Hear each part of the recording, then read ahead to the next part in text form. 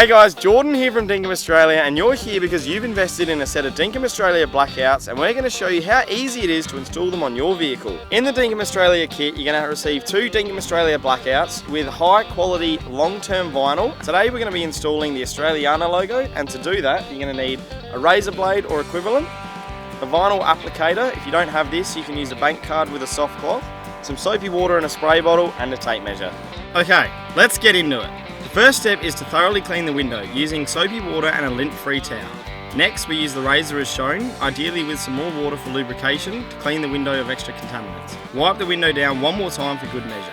We then spray the window and surrounds with the soapy water in preparation of the vinyl. If it's a hot day and you are applying in the sun, be sure to continually lubricate the surface as it will dry quickly. Peel the vinyl off. It can be helpful to do this with a friend. Place the vinyl sheet on the window, being sure the entire window is covered.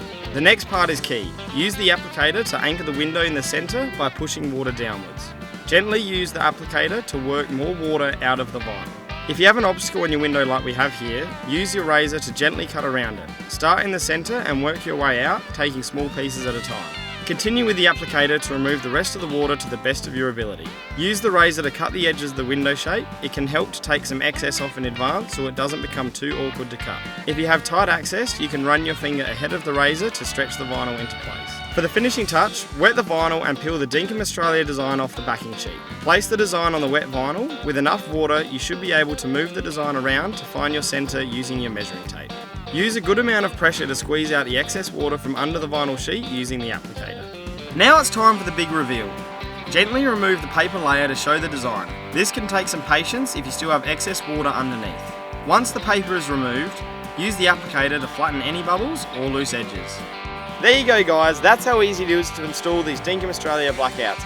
Now you can enjoy the benefits of additional privacy, lower interior temperatures, and just how good do they look. They've transformed the back of this vehicle.